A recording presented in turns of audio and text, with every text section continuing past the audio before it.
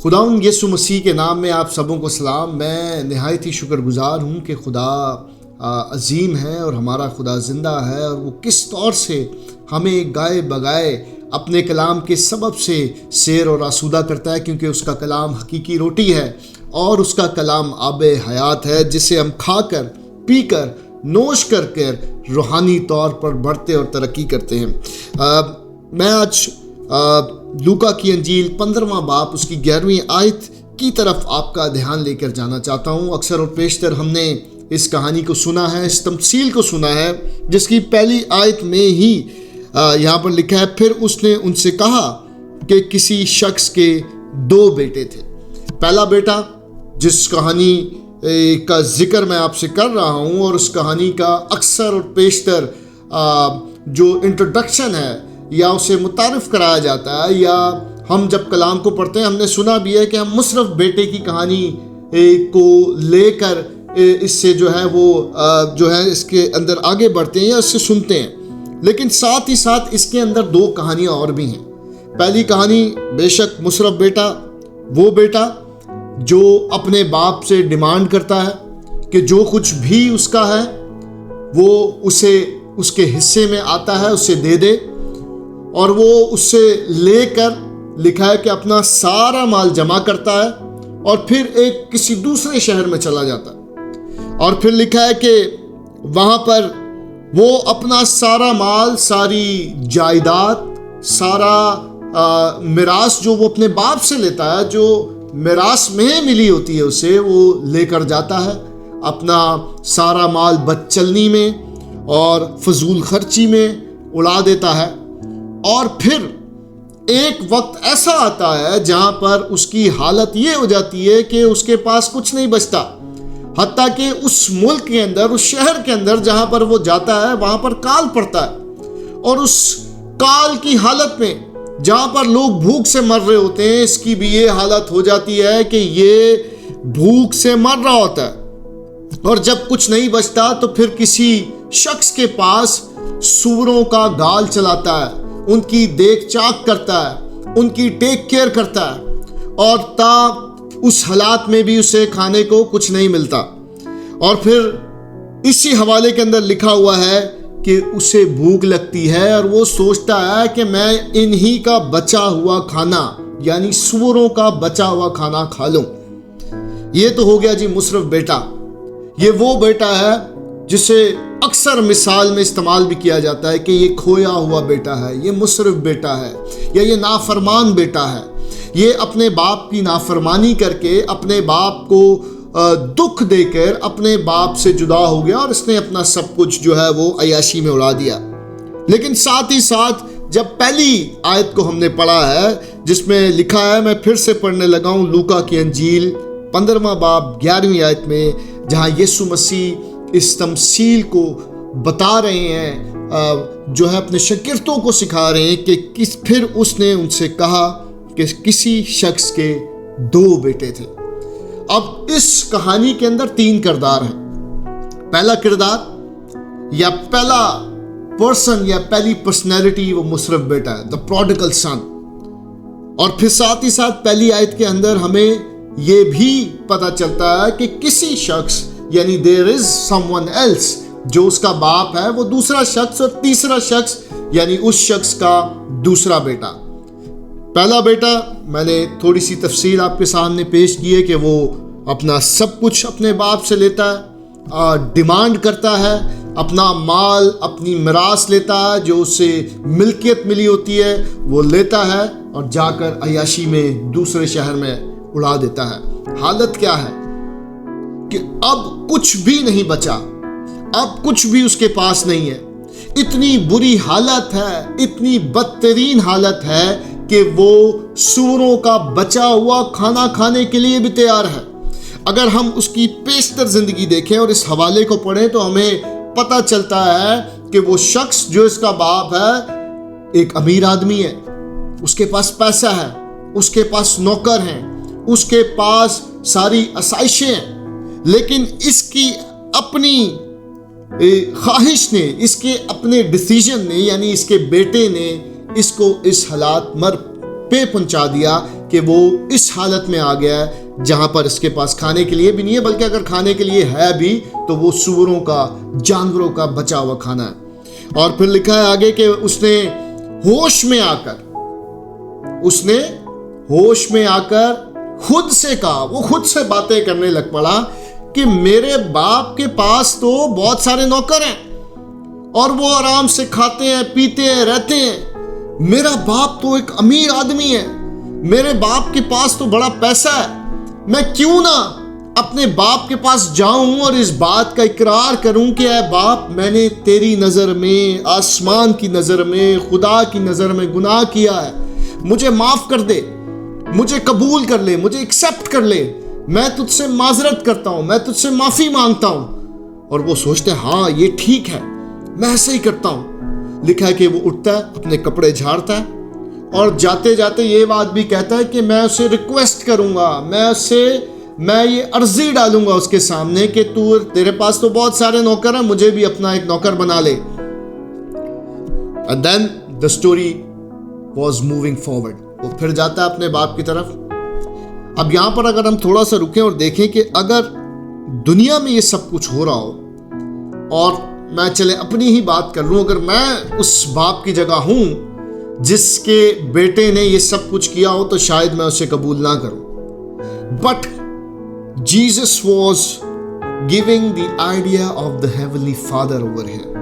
اور یہ باپ جو اس کا بیٹا، جس کا بیٹا سب کچھ خرچ کرنے کے بعد، نافرمان ہونے کے بعد واپس اپنے باپ کے پاس جا رہا ہے اور یہ کہہ رہا ہے کہ میں اس کا ایک نوکر ہی بن جاؤں گا، باپ کا کیا کردار ہے؟ لکھا ہے کہ اس نے اسے دور سے دیکھا۔ کس نے؟ اس کے باپ نے اپنے اس نافرمان اور مسرف بیٹے کو دیکھا جو سب کچھ لے کر، اس کا انکار کر کے، اس کی تحقیر کر کے اس سے دور چلا گیا تھا، اور اب اس کا باپ اسے دور سے دیکھ کر اس کی طرف دوڑ رہا ہے۔ سوال یہاں پر یہ بھی پیدا ہوتا ہے اور سوچنے کی بات یہ بھی ہے کہ اس کا مطلب یہ ہے کہ اس کا باپ اس کا روز انتظار کیا کرتا تھا۔ کیسی زبردست محبت ہے یہ باپ اور بیٹے کی، کیسی خوبصورت بات ہے کہ باپ کا دل اپنے بیٹے کے لیے خراب نہیں ہوا۔ جب کسی سے اپنی میراث کی ڈیمانڈ کر لی جائے اس دنیا کے اندر، جب اس سے اپنا حصہ مانگ لیا جائے تو بہت کچھ ہو جاتا ہے، لیکن یہاں پر باپ کی محبت ایسی کامل ہے، ایسی افضل ہے، ایسی انکنڈیشنل ہے کہ اب بھی وہ اس کا کھڑے ہو کر انتظار کر رہا ہے، شاید کھڑکی میں یا دروازے میں یا جہاں کہیں بھی۔ لکھا ہے کہ اس نے اسے دور سے دیکھا اور وہ اس کی طرف دوڑ کر گیا اور اس نے اسے گلے لگا لیا۔ اب یہ دوسرا شخص جو باپ کا کردار ادا کر رہا ہے اس تمثیل میں، اس کہانی کے اندر، یہ وہی باپ ہے جس کی تمثیل یسوع مسیح کے وسیلہ سے، جس کی شکل، جس کا فیس آن دس ارتھ ہمیں ہماری زندگی پہ ظاہر ہوتا ہے، ایماندار ہوتے ہوئے کہ وہ جو آسمانوں کے آسمان پر ہے وہ ہمارا باپ ہے۔ And he is always there, he is waiting for you, کہ کب تو کسی بھی حالت میں کیوں نہ ہو، تو میری طرف آ جا، میں تجھے گلے لگاؤں گا۔ اور وہاں پر یہی ہوا اس تمثیل کے اندر کہ لکھا ہے کہ اس نے دوڑ کر اسے گلے لگایا اور اپنے نوکروں کو حکم دیا کہ اس کو اچھی سے اچھی پوشاک پہنائے جائیں، کیونکہ حالت اس کی خراب ہو چکی تھی، سب کچھ ختم ہو گیا تھا، سوروں کے ساتھ رہ رہا تھا، بدبودار تھا، اسمیل آ رہی تھی، بال بکھرے ہوں گے، پھٹے ہوئے کپڑے ہوں گے۔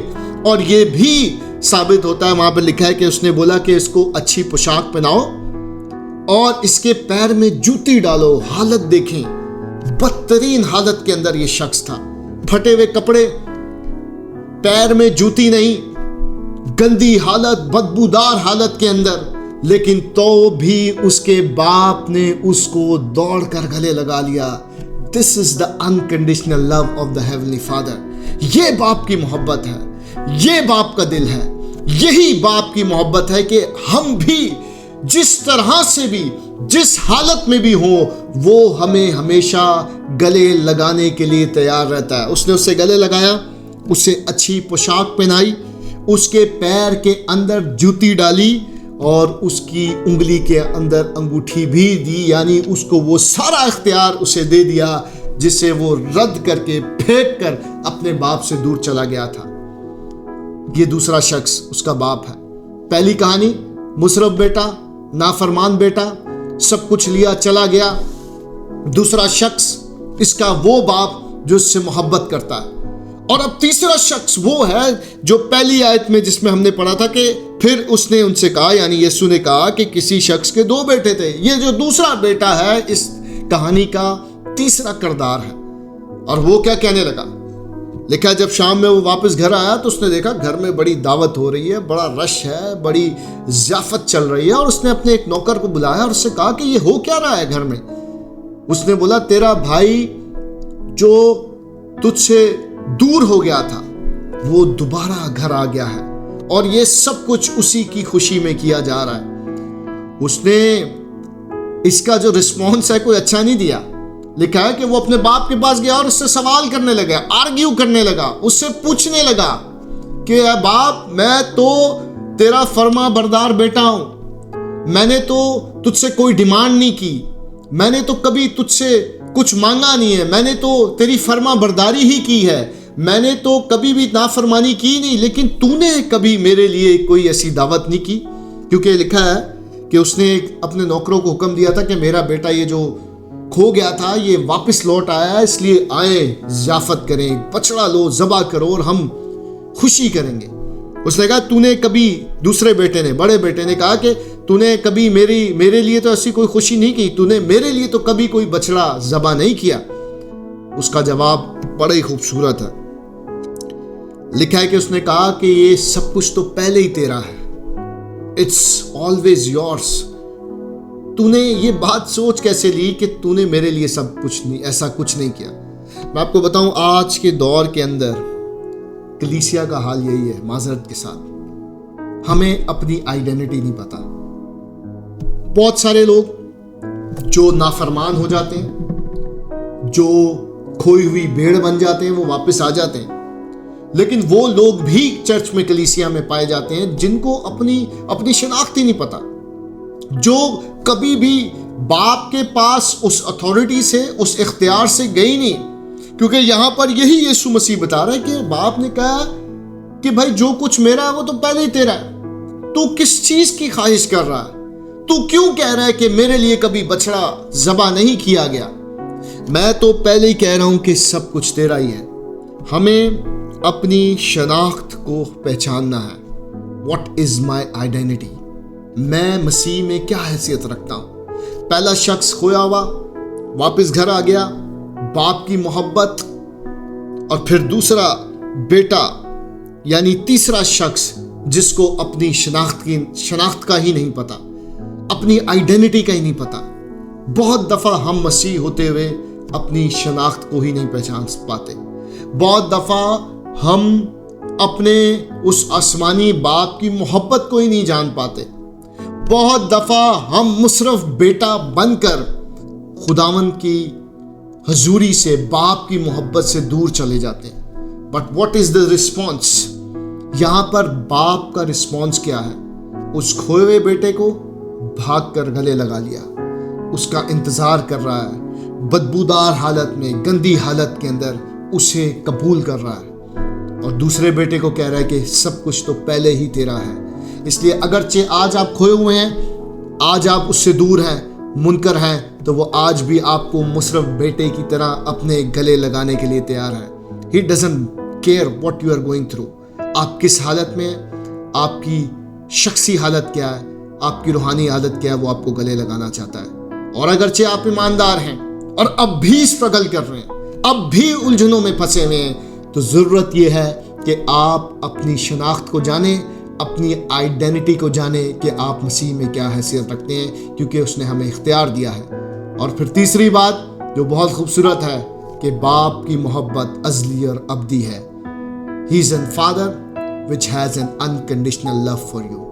خداوند آپ کو توفیق دے کہ اس باپ کی محبت کو سمجھے، اور وہ لوگ جو آج مسیح سے دور ہیں وہ اپنا آپ یسوع مسیح کو دیں، اور وہ لوگ جو مسیح میں ہیں اور اپنی شناخت کو ابھی تک نہیں پا سکے، اپنی شناخت کو پانے والے آئیں مل کر دعا کریں۔ خداوند آسمانی زندہ خدا، میں تیری شکر گزاری کرتا ہوں ان تمام بہنوں اور بھائیوں کے لیے جو آج بھی تجھ سے منکر ہیں، تجھ سے دور ہیں، خداوند وہ اپنی زندگی یسوع مسیح تیرے قدموں، تیرے چرنوں میں رکھنے والے ہوں اور وہ کہہ سکیں کہ اے باپ میں گھر لوٹ آیا ہوں۔